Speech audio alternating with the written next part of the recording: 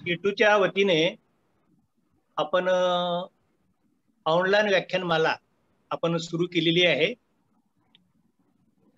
मागच्या वर्षापासून कोरोनाचं संकट आपल्या देशावर सुरुवात झाल्यापासून शीटूच्या वतीने आपल्या कार्यकर्त्याचं शिक्षण करण्याच्या दृष्टीने, प्रबोधन करण्याच्या दृष्टीने आपण व्याख्यानमाला सुरुवात केलेली आहे। मागच्या वर्षी आपण फेसबुक लाईव्ह व्याख्यानमाला वर्षभर आपण चालू ठेवलेली होती। या वर्षी सुद्धा आपण व्याख्यानमाला सुरुवात ठेवलेली आहे। आतापर्यंत 3 व्याख्यान झालेले आहेत। आता हे तिसरं व्याख्यान, हे चौथं व्याख्यान आज होणार आहे। आजचे वक्ते आहेत प्राध्यापक संजीव चांदोरकर। हे आज त्यांचं व्याख्यान, त्यांचा विषय आहे आर्थिक सुधारणांची दुसरी लाट, कामगार वर्गीय दृष्टिकोनातून अन्वयार्थ। कामगारांचं आणि कामगार कार्यकर्त्यांचं शिक्षण करण्याच्या दृष्टीनं आपण हे व्याख्यान दर हप्त्याला आपण सुरुवात केलेलं आहे। अगोदर आपण व्याख्यान फेसबुक लाईव्ह घेत होतो, पण त्यामध्ये चर्चा होत नव्हती। आजचे वक्ते संजीव चांदोरकर यांनी मला सूचना केली की आपण असं वनवे व्याख्यान करण्यात काही अर्थ नाही, विषयावर चर्चा झाली पाहिजे, त्याचं सखोल त्याच्यावर चर्चा होऊन त्याचं आपल्या कार्यकर्त्याला त्याचं ज्ञान वाढलं पाहिजे। या दृष्टीने आम्ही एक विचार करून आजच्या व्याख्यानापासून थोडा बदल केलेला आहे। आता हे व्याख्यान झूमवर हे व्याख्यान होईल आणि हेच व्याख्यान फेसबुक लाईव्ह आणि यूट्यूब यावर पण लाईव्ह आपण पाहू शकाल। तेव्हा या व्याख्यानमालेमध्ये जे आपले कार्यकर्ते, जे श्रोते जॉईन झालेले आहेत, त्यांच्या सर्वांचं मी आपल्या शीटूच्या वतीनं स्वागत करतो, त्यांचे आभार मानतो। आणि त्याचबरोबर आपल्या शीटूचे अध्यक्ष डॉक्टर DL कराड हे जॉईन होत आहेत, सेक्रेटरी जॉईन झालेले आहेत। आपल्या शीटूचे नेते मॅडम मास्तर हे सुद्धा जॉईन झालेले आहेत। आपल्या शीटूचे सर्व पदाधिकारी काही फेसबुकवर जॉईन झालेले आहेत। तेव्हा सर्वांचं मी या व्याख्यानमालेमध्ये स्वागत करतो। आजचे जे वक्ते आहेत प्राध्यापक संजीव चांदोरकर यांचा परिचय आपल्या सुभाष मीम हे करून देणार आहेत। तेव्हा मी कॉम्रेड सुभाला विनंती करतो की आजच्या वक्त्याचं त्यांनी परिचय करून द्यावा।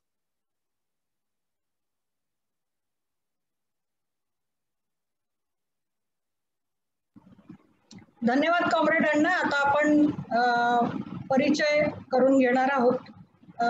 तसा परिचय जे खरं म्हणजे सोशल मीडियावरती ऍक्टिव्ह आहेत त्यांना फारसा परिचय करून देण्याची गरज नाही, कारण फेसबुक आणि व्हॉट्सअप या दोन्ही माध्यमांमध्ये संजीव चांदोरकर यांचं जे काही म्हणणं असेल ते रोज आपण बघतोय। त्यांचा जो फेसबुकचा ग्रुप आहे अर्थ अन्वय अर्थ, तो पण फार लोकप्रिय आहे आणि त्याच्या माध्यमातून ते सातत्याने संवाद साधत असतात, विविध विषयावर बोलत असतात। पण तरी सुद्धा एक फॉर्मॅलिटी म्हणून मी त्यांचा परिचय करून देते। गेले अनेक वर्ष ते अर्थ क्षेत्रामध्ये विशेष ऍक्टिव्ह आहेत।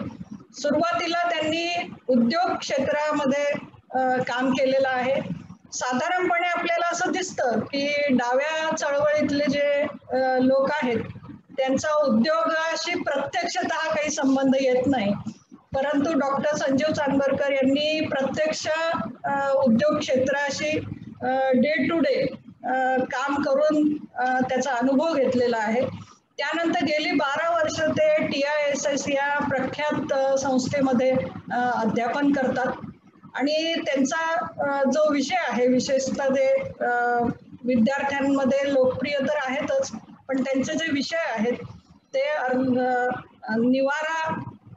निवाऱ्याचा प्रश्न जनतेचा, त्यानंतर मायक्रो फायनान्स, म्हणजे अर्थ क्षेत्रातले अनेक असे महत्वाचे विषय जे जनतेशी संबंधित आहेत, लोकांच्या रोजीरोटीशी किंवा मूलभूत हक्कांशी संबंधित आहेत, अशा विषयांवरती ते जास्त सखोलतेने अभ्यास करतात, लिहितात आणि त्यांचं अध्यापनही त्याच विषयावरती असतं.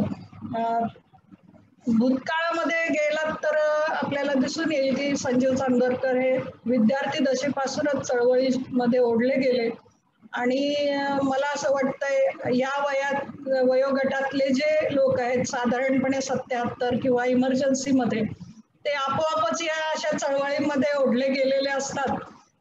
अजित अभ्यंकर असतील किंवा मी असेल, कॉम्रेड रघु असतील, डॉक्टर कराड असतील, आपण स्वतः, असे बरेचसे लोक हे त्या काळामध्ये चळवळीत ओढले गेले आणि त्याचाच एक भाग आपण आहात संजीवजी.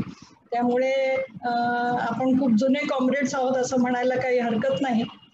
तर मी आता आपल्याला विनंती करते की आपण आपल्या विषयाला सुरुवात करावी. धन्यवाद.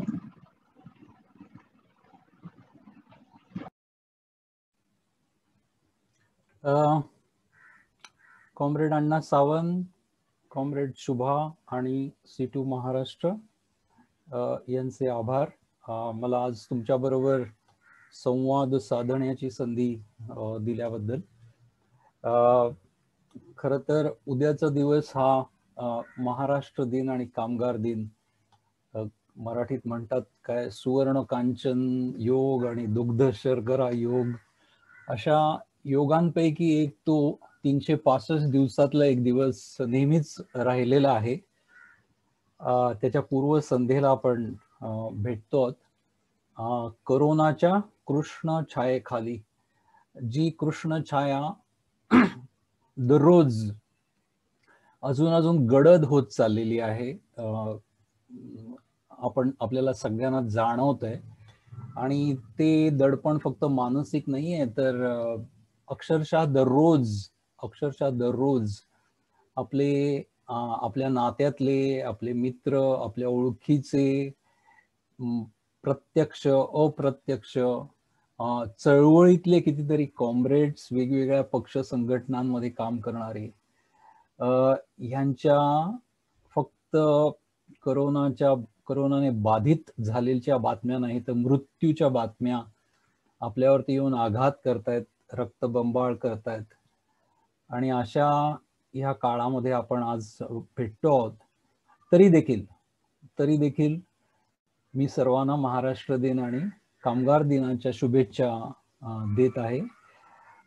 शुभेच्छा हा खरं तर खूप औपचारिक शब्द झालेला आहे. तरी देखील मला असं वाटतं की आजच्या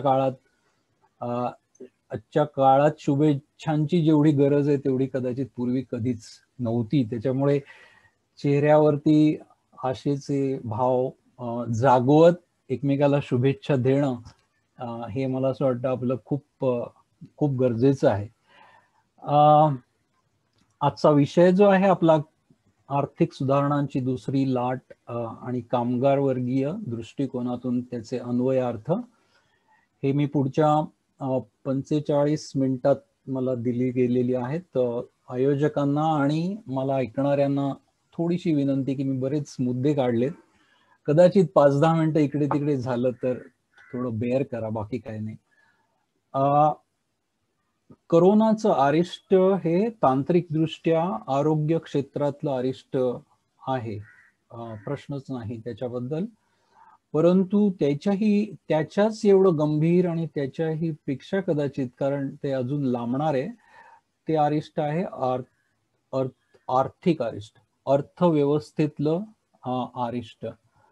आणि हे फक्त लोकांच्या नोकऱ्या गेल्या आणि स्थलांतरित मजुरांना परत गावी जावं लागलं वगैरे एवढ्यापुरतं ते तर आहेच आहे.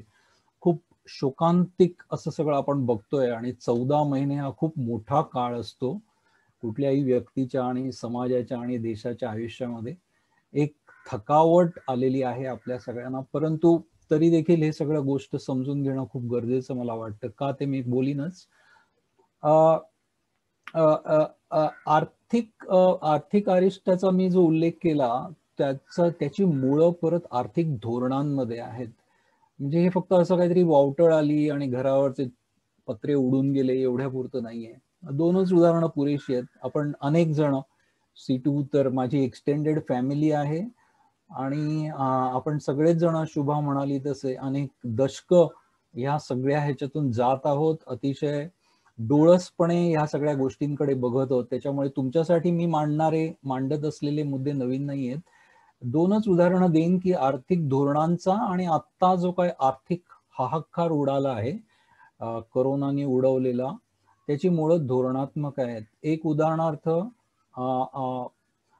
संपूर्ण सार्वजनिक क्षेत्रातून सरकारने अंग काढून घेणं आणि विशेषतः आरोग्य सेवा क्षेत्र ज्याच्यामध्ये सार्वजनिक मालकी ची जी काही उपक्रम होते, जिल्हा रुग्णालय असतील, म्युनिसिपालिटीची, सरकारची रुग्णालय, प्राथमिक आरोग्य केंद्र, लस निर्मिती, हाफकिन सारखी संस्था, हिंदुस्तान अँटीबायोटिक्स, कितीतरी गोष्टी आरोग्य क्षेत्राशी संबंधित होत्या ज्या सार्वजनिक मालकीच्या होत्या, सार्वजनिक उपक्रम होते ते सगळे.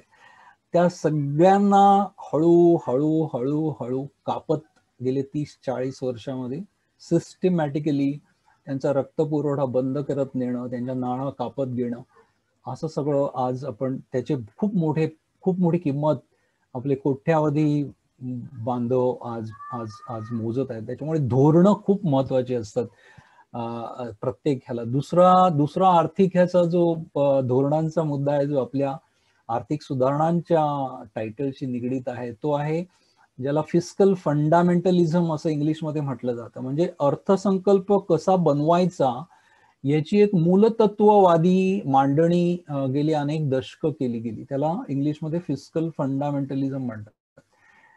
करांचं हे कमी ठेवणं, अर्थसंकल्पीय तरतुदी कमी ठेवणं, व्याजदर कसे ठेवावे किंवा रुपी आणि डॉलरचा विनिमय दर कसा ठेवावा, ह्या सगळ्या गोष्टींवरती खूप मोठा परिणाम हा जागतिक भांडवल आपल्या देशात जे गुंतवणूक करू इच्छित त्याच्या हितसंबंधांना धक्का न लावण्यासाठी अर्थसंकल्प. खरं तर लोककल्याणकारी राज्याची जी संकल्पना आहे, ज्याच्यामध्ये अर्थसंकल्प हा केंद्रस्थानी असतो, एक महत्वाचं हत्यार असतं शासनाच्या हातामध्ये अर्थसंकल्प, ज्याच्यातनं लोककल्याण साधलं जातं. ग्रॅज्युअली अनेक वर्ष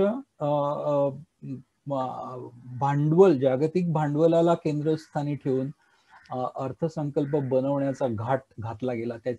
त्याचं देखील हे परिणाम आपल्याला दिसतोय की डायरेक्ट कॅश बेनिफिट ट्रान्सफर सारख्या स्कीम्स असतील किंवा सरकारनी प्रत्यक्ष किती हातभार लावावा ह्या गोष्टी असतील, ह्याच्यावरती खूप मोठा प्रभाव हा फिस्कल फंडामेंटलिझमचा राहिलेला आहे.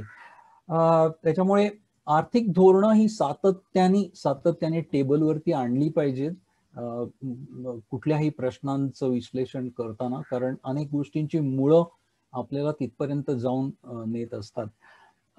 कोरोना जावा अशी आपण सगळेच जण हृदयापासून प्रार्थना करत आहोत. तो जाणार आज ना उद्या. लस घेणं असेल किंवा जे काही प्रयत्न चालू आहेत त्या संदर्भात, परंतु मागे राहणारे ती अर्थव्यवस्था, हा मुद्दा लक्षात घ्या मित्रांनो. कोरोना जाणार, मागे काय राहील? मागे राहणार आहे ती अर्थव्यवस्था, ज्याच्याशी आपल्याला झगडायचंय, ज्याच्याशी आपल्याला झगडावं लागणार आहे, ज्याच्यामधून कोरोनानी जेवढे लोक घायाळ झाले नसतील त्याच्यापेक्षा जास्त काही पटीने आपले बंधू बांधव, भाऊ बहिणी कदाचित आर्थिक धोरणांमुळे घायाळ होणार असतील, होऊ शकतात. म्हणून धोरणं खूप महत्वाची आहेत. खरं तर कोरोनापूर्व काळातच आपल्या देशाची अर्थव्यवस्था फार काही म्हणजे कमकुवत अशी म्हणता येईल अशी होती. आपल्या देशाचा GDPचा दर जवळजवळ 8 ते 10 तिमाही, क्वार्टर्स ज्याला म्हणतात, 3 महिन्याचं क्वार्टर असतं, तो सातत्याने घसरत आलेला आहे. बँकिंग इंडस्ट्री मधले NPA, थकीत कर्ज एवढी वाढली होती, आहेत अजूनही आहेत, हे काय प्रश्न सुटलेले नाही आहेत, की त्यांनी बँकिंगचं जे सायकल असतं ते तुटण्याच्या ह्याच्यात गेलं होतं. बेरोजगारीचा दर खूप मोठा होता. त्याच्यामुळे अर्थव्यवस्थेच्या सुदृढपणाचे जे काही निकष असतात ते निकष फार काही स्पृहणीय असे कोरोना मागच्या मार्चमध्ये येण्याच्या आधी देखील नव्हते. आणि त्या पार्श्वभूमीवरती हे दोन आघात झाले. एक हा कोरोनाचा आघात ज्याचा मी सुतवाच केलं, आणि दुसरा जो आघात झालाय होतोय आणि ह्याच्याही पुढे तो अजून त्याचं खोलीकरण होईल, डीपनिंग होणार आहे, तो आहे की आर्थिक सुधारणा. गेल्या 12 महिन्यामध्ये विशेषतः ज्या झपाट्याने अनेक क्षेत्रामध्ये आर्थिक सुधारणांचे मग ते कायदे असतील, वेगवेगळ्या घोषणा असतील, अर्थसंकल्पातून केलेली प्रस्ताव असतील, हा सगळा एक डायव्हर्स हे लक्षात घेतला पाहिजे आर्थिक सुधारणांसाठीचा.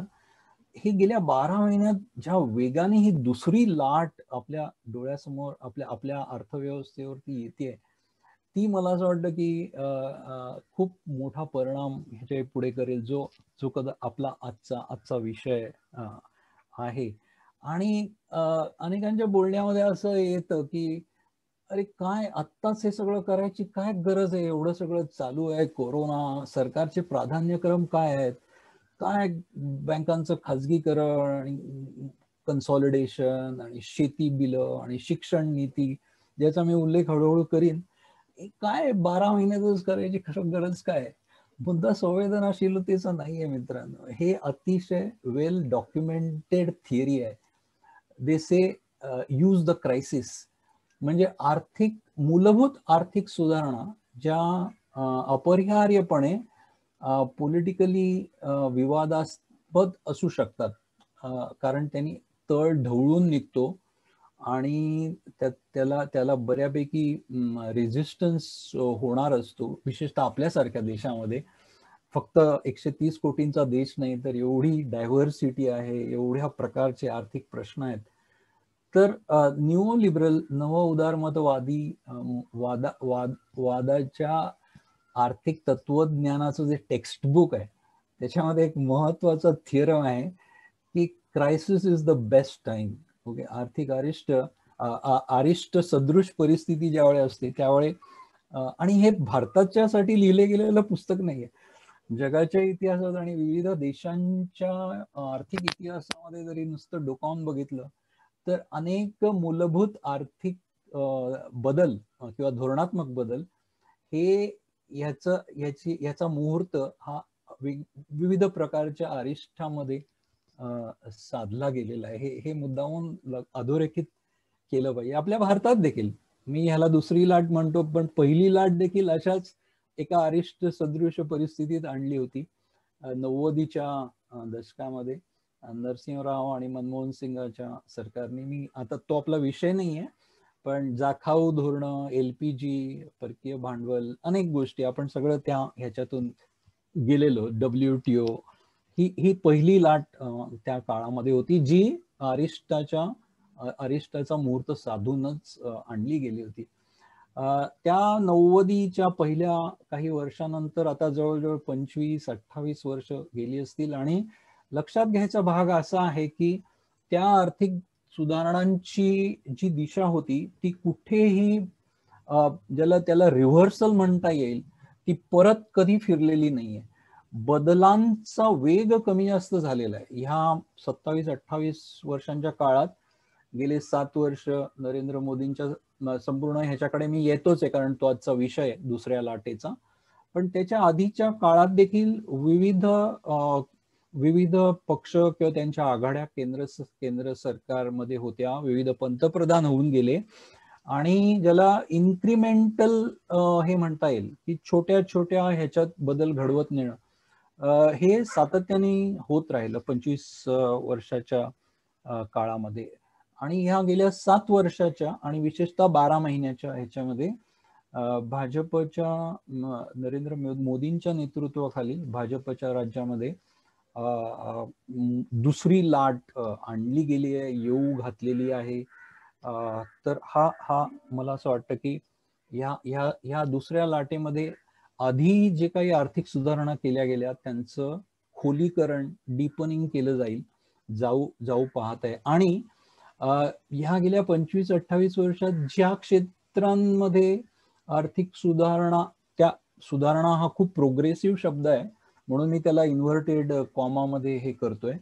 आर्थिक सुधारणांचा जो कार्यक्रम आहे, ज्या काही क्षेत्रांना स्पर्श केला गेला नव्हता, अशी न स्पर्शली गेलेली क्षेत्र, उदाहरणार्थ शेती आणि शिक्षण, ही या दुसऱ्या लाटेमध्ये देखील घेतली गेलेली आहेत. हे माझं जे आकलन आहे, हे एवढे मूलभूत बदल असतील आपल्या भारताच्या अर्थव्यवस्थेच्या दृष्टिकोनातून आणि कोट्यावधी सामान्य नागरिकांच्या दृष्टिकोनातून, की ते पुढच्या 25 वर्षाच्या, म्हणजे आज कदाचित आमच्या वयोगटातले लोक आहेत ते कदाचित जिवंत पण नसतील, पुढच्या 25 वर्षाची ती दिशा आत्ताची दुसरी लाट ठरवेल असं मला वाटतं. आपल्या शीर्षकाचं दुसरी जी टॅगलाईन आहे ती आहे की कामगार वर्गीय दृष्टिकोनातून. हा मुद्दा मला थोडा 2 मिनिटं मी त्याच्यावरती बोलू इच्छितो की कामगारांचा दृष्टिकोन आणि कामगार वर्गीय दृष्टिकोन याच्यामध्ये आपण फरक करतो, म्हणजे केला पाहिजे. जसं आपण भांडवल आणि भांडवलदार हा फरक करतो, किंवा आपण म्हणतो भांडवलशाही, आपण भांडवलदारशाही असं नाही म्हणत. त्या अर्थाने कामगार म्हणजे एक व्यक्ती म्हणून त्याच्यावरती होणारे आर्थिक सुधारणांचे परिणाम, म्हणजे नोकऱ्यांची उपलब्धता असेल, वेतनमान असेल, नोकरीची शाश्वती असेल, अनेक गोष्टी आहेत ज्या अतिशय गंभीर गोष्टी आहेत, प्रश्नच नाही. परंतु कामगार वर्गीय दृष्टिकोन हा कामगाराच्या दृष्टिकोनापासून भिन्न असतो. कारण मला स्वतःला असं वाटतं की कामगार वर्गीय दृष्टिकोनामध्ये राजकीय अर्थव्यवस्थेला हात घालण्याचं कुठेतरी प्रयोजन असतं, एक इंटेंट असतो. आणि ती राजकीय अर्थव्यवस्था समजून घेणं, त्याचे अन्वयार्थ लावणं आणि हे लक्षात घेणं की ह्याचा सगळा संबंध हा सत्तेशी आहे. त्याच्यामुळे सत्ताकांक्षी असणं, अर्थव्यवस्थेमध्ये काउंटर बदल करण्यासाठी सत्तेचं महत्व, म्हणून सत्ताकांक्षी असणं हे कामगार वर्गीय दृष्टिकोन घेतल्यानंतरच कुठेतरी पुढे येतं. आणि अर्थातच ज्यावेळी सत्तेची चर्चा करतो, सत्ता हातात घेण्याची चर्चा करतो, त्यावेळी मग आपले वर्गमित्र कोण असतील, आपला अलायन्स, पॉलिटिकल अलायन्स असेल, असं सगळं ते एक मांडणी, एक फ्रेम, ज्यावेळी आपण कामगार वर्गीय दृष्टिकोन असं म्हणतो त्यावेळी हे सगळं त्याच्यामध्ये अध्यारूत असतं. त्याच्यामुळे मानवी शोकांतिका तर आहेच आहेत. भांडवल केंद्रीय आर्थिक सुधारणांमधून तयार होणाऱ्या मानवी शोकांतिका, तर त्याला काही म्हणजे हेच नाही, त्याचं वर्णनातीत आहेत त्या. परंतु आपण अनेक अर्थाने त्या भावनेच्या पुरात वाहून जायला नकार देणारे कार्यकर्ते आणि विचारकर्ते आहोत. आणि म्हणून ते ब्रॉड एक फ्रेम आपल्या डोळ्यासमोर ठेवणं खूप गरजेचं आहे. आपल्या शीर्षकाचं तिसरी टॅगलाईन आहे ती महाराष्ट्र दिनाच्या पूर्व संध्येला अशी आहे. आणि ती पण मला अंडरलाईन करावीशी वाटते, अधोरेखित करावीशी वाटते. कारण महाराष्ट्र राज्य निर्मिती मागे जी काही मूल्यव्यवस्था होती, महाराष्ट्र राज्य निर्माण होण्याच्या मागे ज्या राजकीय शक्ती होत्या, तीच मूल्यव्यवस्था आणि त्याच राजकीय शक्ती ह्या कामगार वर्गीय किंवा जनकेंद्री मांडणी करणाऱ्या आहेत. त्याच्यामुळे ह्या सगळ्या एकत्र कुठेतरी आपल्याला, मला असं वाटतं की बघायला पाहिजेत. आर्थिक सुधारणांचा विषय घेण्याच्या आधी परत मी 2-3 मुद्दे तुमच्या समोर मांडू इच्छितो, प्रत्यक्ष त्या गाभ्याला हात घालण्याच्या आधी. गेल्या काही वर्षात अंबानी, अदानी आणि ही नावं प्रामुख्याने आणि जनरलीच ह्यांची सातत्याने नावं आली. आणि आर्थिक सुधारणांच्या चर्चा करताना ही 2 घराण्यांची नावं आणि क्रोनी कॅपिटलिझम, भ्रष्टाचार, खोके, पेट्या अशा अनेक शब्द आपण वापरतो आणि ते म्हणजे त्याच्यात तथ्य आहे, प्रश्नच नाही त्याच्याबद्दल. परंतु राजकीय अर्थव्यवस्था असं मी ज्यावेळी टेबलवर मांडायचा प्रयत्न करतोय कामगार वर्गीय दृष्टिकोनातून आणि कामगारांच्या दृष्टिकोनातून, कामगार वर्गीय दृष्टिकोन राजकीय अर्थव्यवस्थेलाच चर्चेसाठी हात घातला पाहिजे. तर हे जे आहे की भ्रष्टाचार, क्रोनिझम हे सगळं आहे आपल्या जागी आणि त्याचा विरोध केला पाहिजे, टीका केली पाहिजे, ते सार्वजनिक व्यासपीठांवरती मांडलं पाहिजे, इन्व्हेस्टिगेटिव्ह जर्नलिझम मधून त्याची पोल खोल केली पाहिजे, हे सगळं आहे. पण राजकीय अर्थव्यवस्था ह्या सगळ्याच्या पलीकडे असते. हे माझं पहिलं स्टेटमेंट आहे, हे लक्षात ठेवूया आपण. नुसता भ्रष्टाचार आणि नाहीतर अण्णा हजारे, म्हणजे अण्णा हजारे त्या व्यक्तीबद्दल मी म्हणत नाही, अण्णा हजारे हे प्रतिनिधी आहेत की सगळ्या आर्थिक प्रश्नांचं सिम्प्लिफिकेशन करण्याची जी एक टेंडन्सी आहे त्याचं ते प्रतिनिधित्व करतात, की सगळ्या गोष्टीची मुळं भ्रष्टाचार. तर त्यांच्यात आणि मग आपल्यात फरक राहणार नाही. त्याच्यामुळे हे अतिशय निक्षून कुठेतरी आपल्याला स्वतःला सांगत राहिलं पाहिजे. दुसरा जो भाग आहे मी ज्याचा उल्लेख केला की ज्यावेळी आर्थिक सुधारणा असं म्हणतो त्यावेळी अनेक गोष्टी आपल्या दृष्टिक्षेपात ठेवल्या पाहिजेत. शेती कायदे मी उल्लेख केला, लेबर कोड आलेला आहे. हे सगळे लोकसभेत किंवा लोकसभेच्या बाहेर मंत्र्यांनी आणि त्यांच्या प्रवक्त्यांनी केलेल्या ज्या घोषणा आहेत किंवा पास केलेले कायदे आहेत तेवढ्याच पुरत्या ह्या मर्यादित नसतात. समांतर पद्धतीने अर्थव्यवस्थेमध्ये अनेक प्रक्रिया अतिशय सूक्ष्मपणे, चिवटपणे वर्षानुवर्षे घडवल्या जात असतात आणि त्या देखील आर्थिक सुधारणांचा महत्वाचा भाग आहे. हे मी मुद्दामून नमूद करतो, कारण त्याच्यावरती तेवढं लक्ष केंद्रित होत नाही, कारण ते अतिशय सटल ज्याला म्हणता येईल, सूक्ष्मपणे, सातत्याने कपड्याला जसं अस्तर असतं, जे दिसत नाही पण असतं, तशा घडवल्या जात असतात, कॉन्शियसली घडवल्या जात असतात. आपण एकच अनेक बोलता येईल, वेळेचं मर्यादा असल्यामुळे मी फार उदाहरणं देत नाही. एक प्रक्रिया किंवा फिनॉमिना जो घडवला जातोय तो आहे अर्थव्यवस्थेच्या वित्तीयकरणाचा. वित्तीयकरणाचा कुठलाही कायदा पास झाला नाहीये मित्रांनो, लक्षात घ्या, पार्लमेंटमध्ये, बट इट इज एफेक्टिंग. आपल्या जवळपास प्रत्येक कुटुंबाला स्पर्श करणारी आजच्या घडीला जर कुठली प्रक्रिया आपल्या अर्थव्यवस्थेमध्ये घडित असेल ती आहे वित्तीयकरणाची. त्याला इंग्लिशमध्ये फायनान्शियलायझेशन असं म्हटलं जातं. त्यामुळे आर्थिक सुधारणांचा कार्यक्रम हा फक्त कुठल्या तरी मंत्र्यांनी किंवा पंतप्रधानांनी काहीतरी घोषणा केली, एक कायदा पास केला, एवढा पुरता मर्यादित नाही. हे मुद्दामून लक्षात घेतलं पाहिजे, अधोरेखित केलं पाहिजे. माझा तिसरा मुद्दा आहे ह्याचा की तो आहे की तांत्रिकदृष्ट्या कायदे करण्याचा अधिकार हा नेशन स्टेटला असतो, म्हणजे त्या राष्ट्राचा आहे. मग राष्ट्राची जी कायदे करण्याची जी यंत्रणा असते, आपल्याकडे संसद आहे वगैरे वगैरे, ते कायदे वगैरे पास करतात.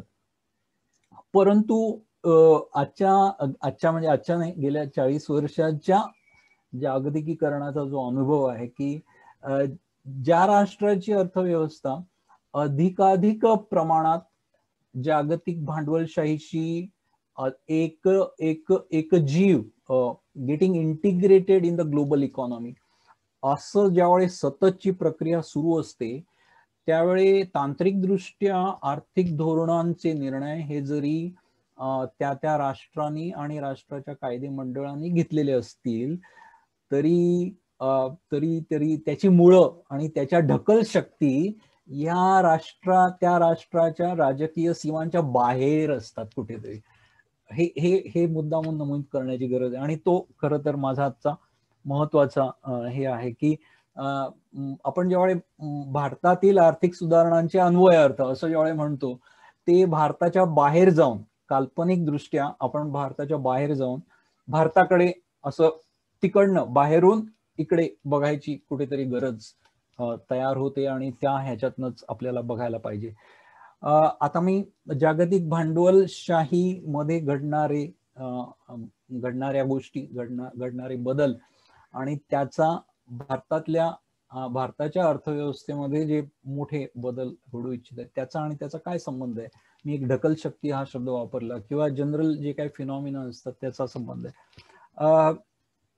कोरोना पूर्व काळातील जागतिक भांडवलशाही गेल्या 40 वर्षातील ह्याच्याकडे जर एक नजर मारली तर मधला जर एक म्हणजे दुसरं महायुद्ध साधारण 45 साली संपलं, ते 80, हा 35 वर्षाचा कालखंड आता वेळ नाहीये, तो जरा बाजूला ठेवूया. परंतु दुसऱ्या महायुद्धापूर्वी जागतिक भांडवलशाहीचं जे स्वरूप होतं त्याचा जो फॉर्मॅट होता, त्याचं जे प्रारूप होतं, ते प्रामुख्याने साम्राज्य आणि त्याच्या वसाहती असं होतं व्हर्टिकल. ब्रिटनचे अनेक एशिया खंडामधल्या वसाहती होत्या, स्पेनच्या अनेक वसाहती लॅटिन अमेरिकेमध्ये होत्या, फ्रान्सच्या अनेक वसाहती आफ्रिका खंडामध्ये होत्या, आणि त्याच्यातून कच्चा माल घेऊन जाणं, पक्का माल परत या मार्केटमध्ये विकणं, स्वस्त मजूर वापरणं वगैरे वगैरे, ज्याचे अनेक डॉक्युमेंटेशन झालेलं आहे.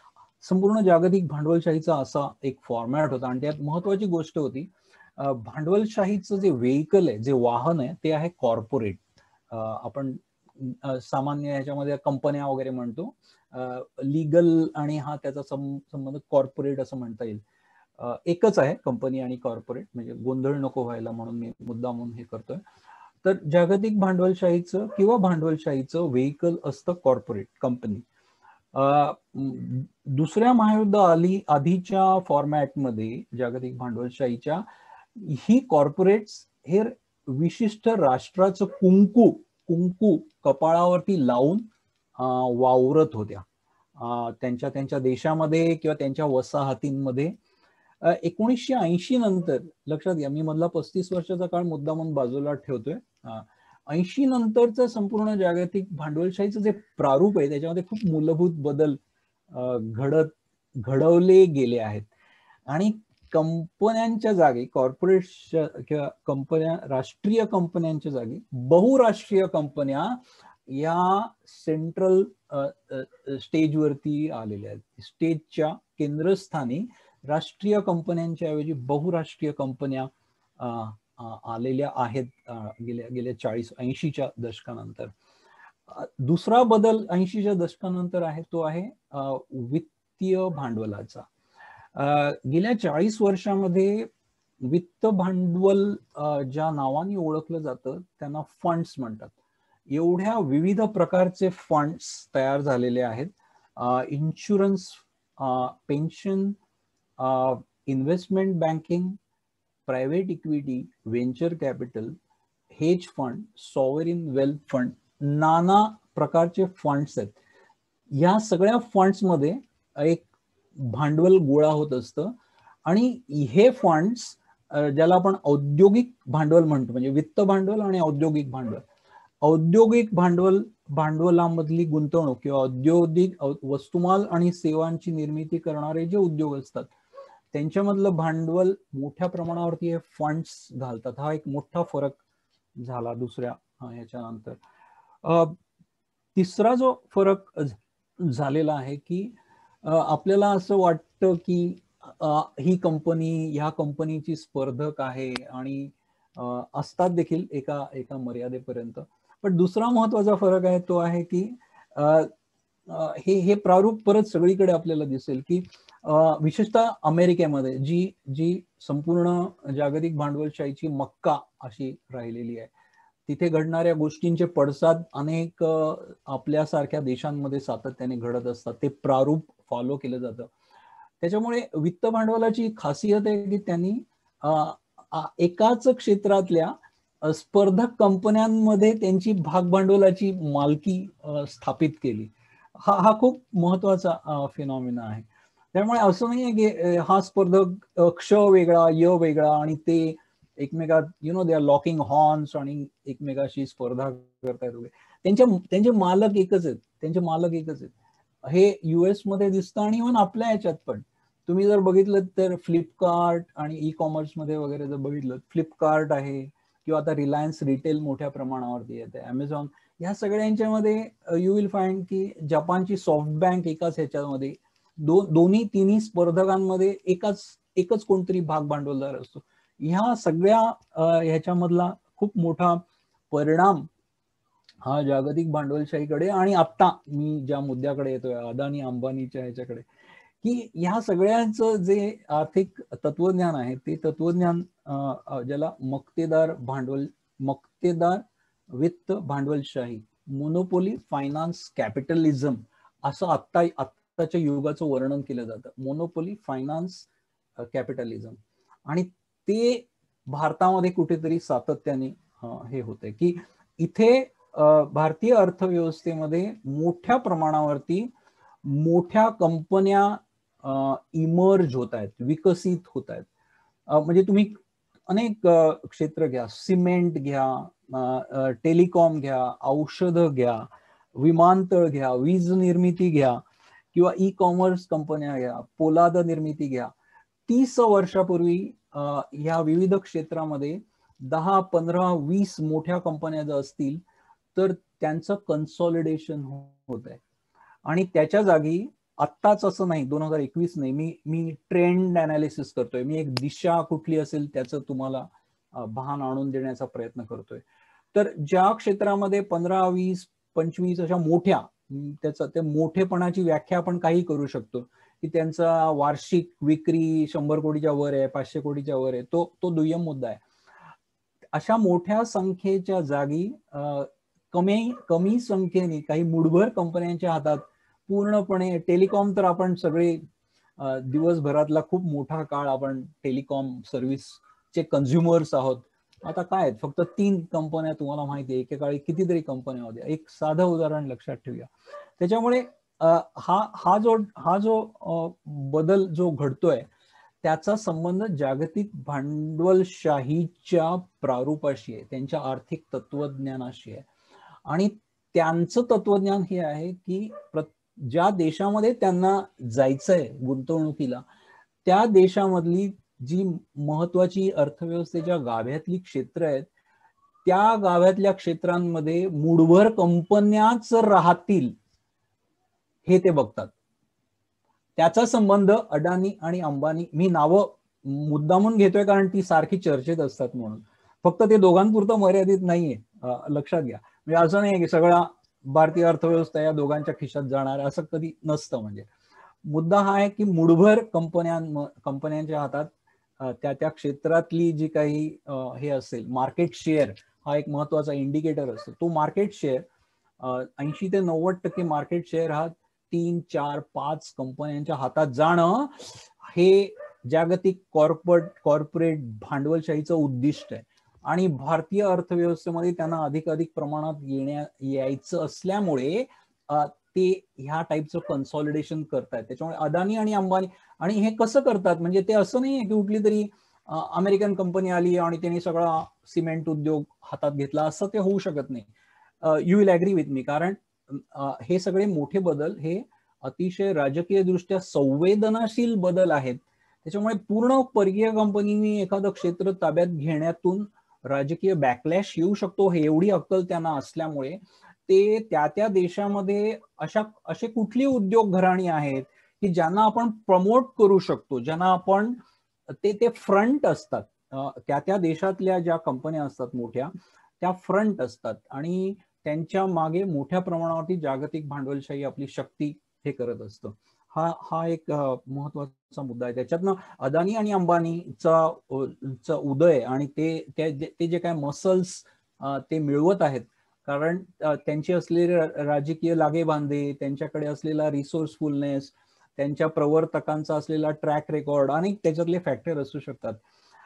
मुद्दामून मी हे करीन की आपल्या डाव्या संपूर्ण लिटरेचर मध्ये एक दलाल भांडवलदार असा एक शब्द वापरला जातो, कॉम्प्रेडर हा त्याला एक इंग्लिश शब्द आहे. माझं स्वतःचं आकलन असं आहे की भारतीय जे कोण प्रवर्तक आहे, भांडवलदार आहेत, ते दलाल भांडवलदार नाहीत, ते जागतिक भांडवलशाहीचा एक अपरिहार्य, एक इंटिग्रेटेड असा भाग मला वाटतं झालेले आहे.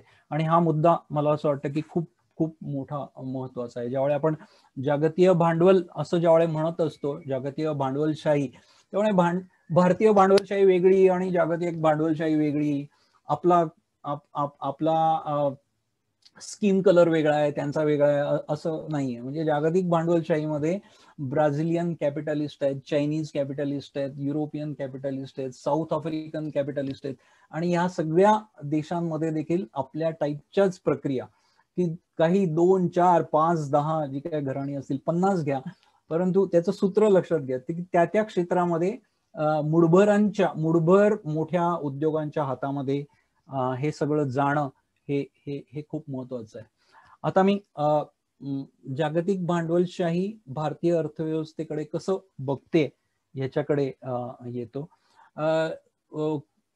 कोरोना पूर्व काळामध्ये कोरोनाचे गेले 12 महिने अतिशय काय म्हणता येईल अपवादात्मक असे आहेत. त्यामुळे ते भिंगाखाली धरून जनरलाइज्ड निष्कर्ष काढण्यात काही अर्थ नाहीये. कोरोना पूर्व काळात जागतिक अर्थव्यवस्थेची जी स्थिती होती ती जर बघितली तर त्याच्यातली जे काय महत्वाचे हे वैशिष्ट्य आहेत ती म्हणजे जागतिक अर्थव्यवस्था गेली अनेक दशकं थिजलेली आहे, स्टॅग्नेटेड आहे. तिचे म्हणजे IMF वर्ल्ड बँक पासूनचे जे काही स्टॅटिस्टिक्स आहे तर जागतिक अर्थव्यवस्था दरवर्षी 2 ते 2.5% वाढते ऍव्हरेज सरासरी. पण ही जी काय पॉझिटिव्ह दरवाढ आहे, ग्रोथ रेट जो आहे पॉझिटिव्ह ग्रोथ रेट, तो जी विकसनशील राष्ट्र आहेत ज्याच्यामध्ये भारत देखील, ब्रिक्स ज्याला म्हणतात, ब्राझील, रशिया, इंडिया, चायना आणि साऊथ आफ्रिका, या ब्रिक्स राष्ट्रांचा खूप मोठ्या योगदानामुळे जागतिक अर्थव्यवस्था पाण्यावरती तरंगत आहे. नाहीतर हे जर नसते, विशेषतः चीन हा खूप महत्वाचा घटक आहे ज्याच्यावरती मी येतोय आणि ज्याचा संबंध परत भारताशी आहे. त्यामुळे स्टॅग्नेटेड जागतिक अर्थव्यवस्था हे व्यवच्छेदक लक्षण आहे चीन जर बाजूला काढला तर, आणि छोट्या प्रमाणामध्ये आपल्यासारखी 2-4 राष्ट्र बाजूला काढली तर. एका बाजूला जागतिक भांडवलशाही, विशेषतः हे ट्रायो ज्याला म्हणतात, अमेरिका, युरोप ते 30 राष्ट्र, 28-30 राष्ट्र, जपान, यांच्याकडे जागतिक अर्थव्यवस्थेच्या सगळ्या नाड्या गेली दुसऱ्या महायुद्धानंतर राहिलेली आहेत, विशेषतः 80च्या दशकानंतर अधिक. एका बाजूला जागतिक भांडवलशाही सातत्याने भांडवल निर्मिती करत आहे, पण दुसऱ्या बाजूला ते भांडवल रिचवण्यासाठी ज्या पद्धतीची व्हायब्रंट अर्थव्यवस्था लागतात त्या नाही आहेत. त्यामुळे अतिरिक्त भांडवल निर्मिती सातत्याने होत राहणं आणि त्याला रिचवण्यासाठी इन्व्हेस्टमेंट ॲव्हेन्यूज, गुंतवणुकीसाठी अंगणं नसणं, हा जागतिक भांडवलशाहीतला सगळ्यात स्ट्रक्चरल कॉन्ट्रॅडिक्शन आहे. ह्याचे परिणाम अनेक ठिकाणी दिसतात. उदाहरणार्थ युरोप आणि जपानमध्ये ऋण व्याजदर आहेत, निगेटिव्ह व्याजदर, म्हणजे बँका, सेंट्रल बँकांकडे ज्यावेळी काही डिपॉझिट करतात त्यावेळी त्यांना व्याज मिळत नाही, तर त्यांच्या मुद्दलातूनच काही हे काढला जातो. याचा अन्वयार्थ असा आहे की भांडवलाचा बेसुमार पुरवठा चालू आहे आणि ते कुठे रिचवायचं हे माहित नाहीये जागतिक भांडवलशाहीला. आणि आतापर्यंत चीन हे जागतिक भांडवलशाहीच्या साठी खूप मोठं गुंतवणुकीचं अंगण राहिलेलं आहे. चीननी गेल्या 40 वर्षामध्ये खूप मोठ्या प्रमाणावरती म्हणजे देशांतर्गत भांडवल निर्मिती केलीच, परंतु जागतिक भांडवल देखील खूप मोठ्या प्रमाणावरती सामावून घेतलं, त्याला खूप रिटर्न्स दिले आणि त्याच्यामध्ये खूप खूप खूप मोठे बदल होत आहेत. ही जी काय अरेंजमेंट होती जागतिक भांडवलशाहीची आणि चीनची, 2 कारणांमुळे. गेले 40 वर्ष चीनची अर्थव्यवस्था 40 पटींनी वाढली आहे. 40 वर्षामध्ये 40 पटींनी चीनची अर्थव्यवस्था वाढली. जस्ट इमॅजिन किती भांडवल रिचवलं गेलं असेल. 8 ते 10% सरासरीने चीनची अर्थव्यवस्था सतत वाढत गेली आणि असं काही आकाशापर्यंत दरवर्षी 10% असं वाढूच शकत नाही कुठली अर्थव्यवस्था. तर त्या अर्थाने आता ती एक स्थिरावलाय, तिचा वाढदर कुठेतरी स्थिरावलाय आणि त्या प्रमाणामध्ये म्हणजे एखादं राष्ट्र किती विमानतळ बांधेल, किती रेल्वे लाईन बांधेल, किती रस्ते बांधेल, याला एक मर्यादा असतात आणि ते एक सॅच्युरेशन पॉइंट येतो. मी नाही म्हणत चीनमध्ये सॅच्युरेशन पॉइंट आलेला आहे, परंतु ती थकली आहे एका घोडदौडीनंतर आणि त्याच्यामुळे त्यांचं भांडवल रिचवण्याची क्षमता चीनच्या अर्थव्यवस्थेची कमी झाली आहे. दुसरा फरक झालेला आहे तो राजकीय ह्याच्यावरचा आहे की चीनला आपल्या कुटुंबात सामावून घेतल्यानंतर जागतिक भांडवलशाहीने, मग ते WTOचं सभासदत्व असेल किंवा वेगवेगळ्या व्यासपीठांवरची सभासदत्व असेल, चीननी त्याचा अतिशय श्रूडपणे वापर करत स्वतःचं सामर्थ्य वाढवलं आणि आता कळून चुकलेलं आहे पाश्चिमात्य राष्ट्रांना आणि ह्या ट्रायोला, अमेरिका, युरोप आणि जपानला, की हे नाकापेक्षा मोती जड वालं प्रकरण आहे.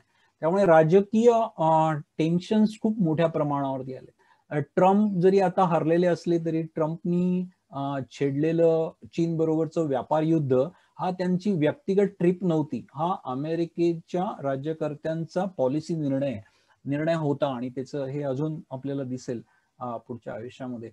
तर जागतिक भांडवलशाहीला ज्याचं प्रतिनिधित्व हा ट्रायो करतो, अमेरिका, युरोप आणि जपान, ते चीनवरची नजर हळूहळू हटवतायत. हे एकदम घडणारं नाही 1-2 वर्षामध्ये, it takes lot of time. आणि साहजिकपणे ते दुसऱ्या चीनच्या शोधात आहेत आणि तो दुसरा चीन भारत असू शकतो अशा सेमी निष्कर्षावरती ते आलेले आहेत. ह्या सगळ्याचा कॅनव्हास लक्षात घ्या मित्रांनो. आपल्या आर्थिक सुधारणा ह्या जरी आपल्या संसदेने घेतलेल्या असतील तरी त्याचा ब्रॉड कॅनव्हास हा जागतिक भांडवलशाहीचा आहे. जागतिक भांडवलशाही भारताकडे दुसरा चीन म्हणून बघते आणि त्याची कारणं उघड आहेत. अतिशय मोठी लोकसंख्या, चीनच्या तोडीची लोकसंख्या, जी कदाचित 1-2 दशकामध्ये चीनला देखील सरपास करू शकेल. त्याच्यामुळे देशांतर्गत मार्केट आहे. आपल्या देशातल्या लोकसंख्येमध्ये तरुणांचं खूप मोठं प्रमाण आहे आणि तरुण हे नेहमी श्रम पुरवतात आणि त्याचप्रमाणे ते खूप मोठे कंझ्युमर असतात सगळ्या वस्तुमाल आणि सेवांचे. त्यामुळे 50% लोकसंख्या 35च्या आतली असणं, आपला देश हा जगातला सगळ्यात तरुण देश मानला जातो. ही मोठी स्ट्रेंथ आहे. नैसर्गिक साधन सामुग्री प्रचंड आहे आपल्या वेगवेगळ्या ह्याच्या, खाणी, पाणी, काय म्हणाल ते, कौशल्य आहेत, इंग्लिश स्पीकिंग राष्ट्र आहे. अशा अनेक पॉझिटिव्ह गोष्टी. जागतिक भांडवलशाहीचा जर चष्मा घातला आणि त्याच्यातून भारतीय अर्थव्यवस्थेकडे बघितलं तर हे कुठेतरी दिसलं. दुसऱ्या बाजूला भारताच्या अर्थव्यवस्थेची भांडवलाची जी भूक आहे ती देखील सातत्याने एक वाढती राहिलेली आहे. त्याची कारणं म्हणजे भारताच्या अर्थव्यवस्थेची, भारताला जर आर्थिक प्रगती करायची असेल तर ती भांडवलाची गरज आहे, हे तर झालंच. परंतु महत्वाचा भाग आणि त्याचा संबंध परत आर्थिक धोरणांशी आहे की देशांतर्गत भांडवल निर्मिती जी 2 मार्गाने होते. एक म्हणजे बचतीचा दर, देशांतर्गत बचतीचा दर. चायनामध्ये एका काळी तो 40% होता, 40% ऑफ GDP. आपल्याकडे तो 20% आजूबाजूला वगैरे, 20-22, खूप म्हणजे स्टॅग्नेटेड असा राहिलेला. एका काळी तो चांगला होता. आणि देशांतर्गत बचती तेव्हाच होतात ज्यावेळी सर्वसाधारण कोट्यावधी कुटुंबांच्या मासिक मिळकती ह्या त्यांना त्यांच्या लागणाऱ्या ज्या दैनंदिन गरजा आहेत, त्यांचं जे काही राहणीमान आहे ते सगळं पुरवून उरलेल्या ज्या काही गोष्टी असतात त्याला आपण बचती म्हणतो. त्याच्यामुळे त्याचा संबंध परत मिळकतीशी आहे. बचती अशा हवेत नाही वाढू शकत. ह्या क्षेत्राकडे प्रचंड दुर्लक्ष गेले अनेक वर्ष झाले. त्याच्यामुळे आपल्या देशाचा सेव्हिंग्स टू GDP रेशो हा आपण ज्या काही आकांक्षा बाळगतो आर्थिक प्रगती करण्याचा आणि त्याच्यासाठी देशांतर्गत जी भांडवल निर्मिती व्हावी लागते ते प्रचंड दुर्लक्षित झालेलं भाग आहे. तो आर्थिक धोरणांचा कॉन्शियस भाग आहे का नाही हा डिबेटेबल मुद्दा असेल. दुसरा मुद्दा आहे तो टॅक्स GDP रेशोचा. त्यामुळे टॅक्स जर एका विशिष्ट यांनी जर गोळा होत असेल तर त्या प्रमाणामध्ये देशाकडे अर्थसंकल्प बनवण्यासाठी आणि अर्थसंकल्पातून भांडवली गुंतवणूक करण्यासाठी एक वित्तीय स्त्रोत शासनाकडे तयार होत असतात. त्याच्यामुळे सेव्हिंग्स टू GDP रेशो आणि टॅक्स GDP रेशो हे भारताचे अतिशय कमकुवत आहेत, अगदी पियर राष्ट्रांची जरी कल्पना केली तर. ह्या सगळ्या पार्श्वभूमीवरती परकीय भांडवलाची जी भूक आहे भारताची त्याचं खूप मोठ्या प्रमाणावरती समर्थन केलं जातं. अगदी मध्यम वर्गात देखील तुम्ही दरवेळी काय असं परकीय भांडवल म्हणता, आपल्याला आर्थिक प्रगती करायची तर भांडवलाचं स्वागत करावंच लागेल.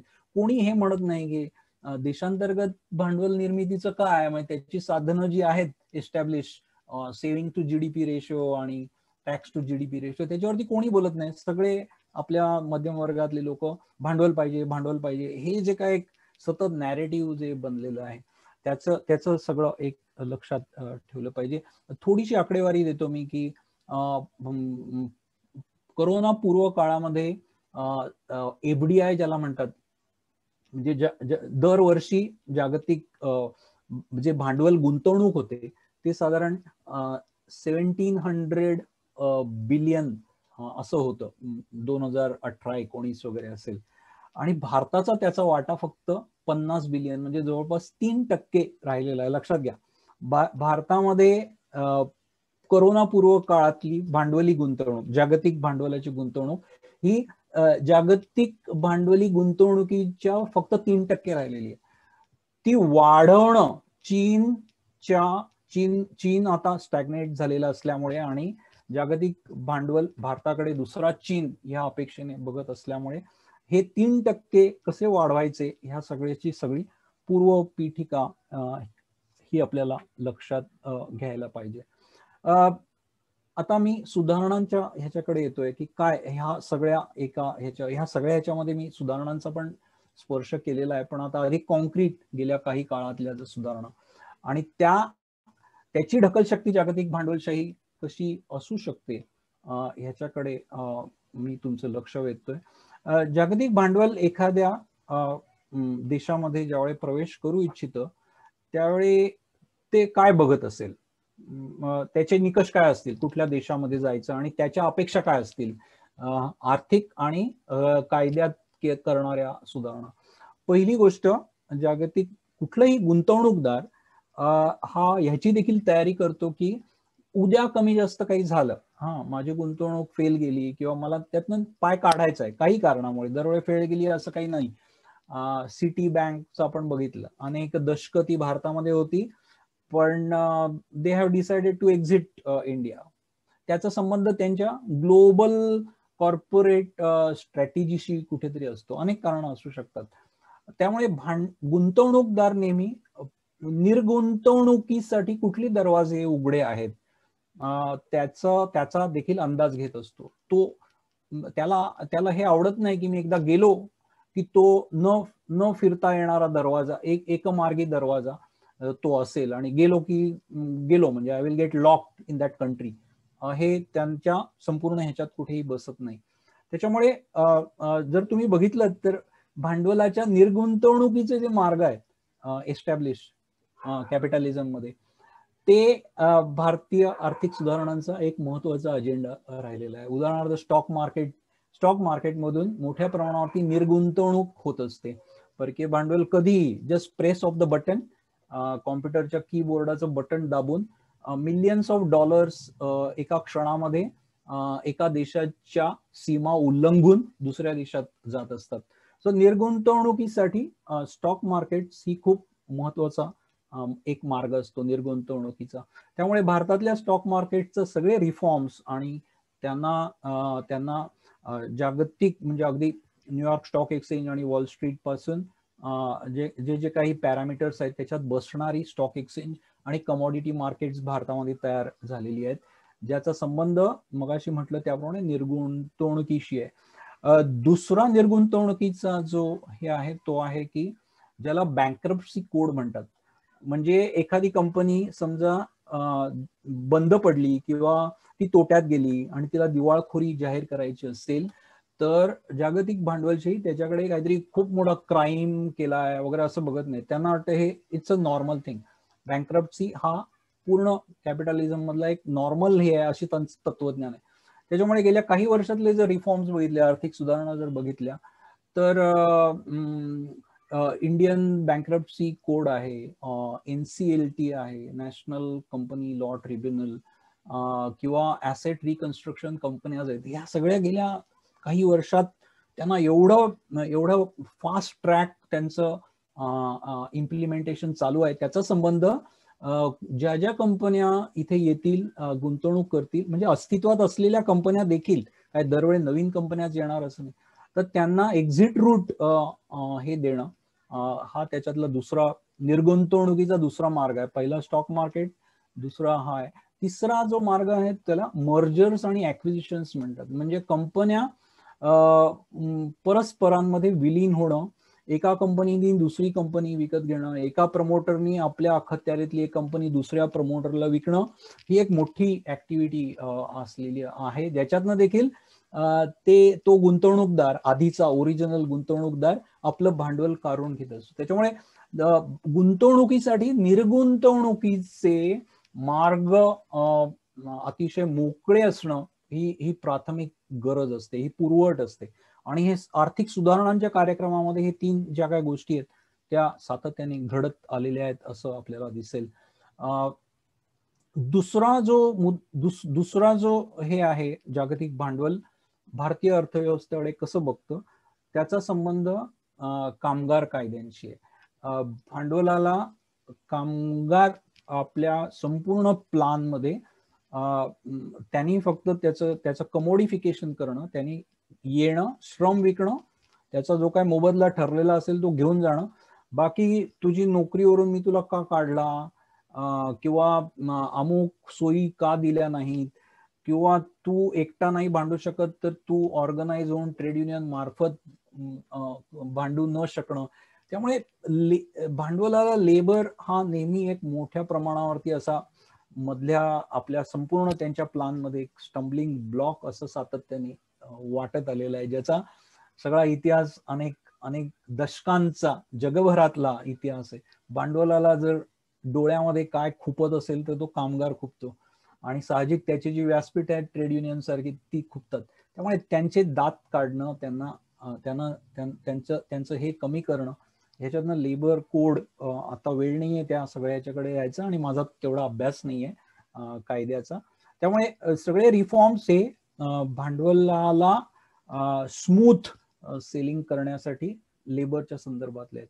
दुसरे जागतिक भांडवलाला खटकणारी गोष्ट आहे ती पर्यावरणीय कायद्यांची. विकसित राष्ट्रांमध्ये सिव्हिल सोसायटी आणि तिथले लॉ आणि सिव्हिल सोसायटी विशेषतः अतिशय प्रोऍक्टिव्ह असल्यामुळे ग्रीन्सची चळवळ वगैरे युरोपातली, विशेषतः जर्मनीतली वगैरे तुम्ही ऐकलेली असेल, त्याच्यामुळे पर्यावरणीय कायदे हे परत दंतहीन असणं, टूथलेस असणं हे दुसरं त्यांची अपेक्षा असते. आणि गेल्या काही वर्षामध्ये जर आपण बघितलं की ज्या पद्धतीने आपलेच एक मराठी मंत्री आहेत, ज्या पद्धतीने पर्यावरणीय कायद्यांचे सगळे दात पाडून टाकलेले आहेत, इथपर्यंत की आता पोस्ट फॅक्टो पर्यावरणीय अप्रुव्हल, क्लिअरन्स, एन्व्हायरमेंटल क्लिअरन्स लागत असतो अनेक प्रकल्पांना, तो पोस्ट फॅक्टो देखील देण्याची तजवीज कुठेतरी होत असते. तिसरा भाग आहे तो इन्कम टॅक्सच्या संदर्भातल्या कायद्यांचा. हे सगळे आपण आर्थिक सुधारणांची यादी करतोय आणि हे समजून घ्यायचा प्रयत्न करतोय की ह्या आर्थिक सुधारणा यांच्या मागची ढकल शक्ती ही जागतिक भांडवल, कॉर्पोरेट भांडवलशाहीची कशी आहे.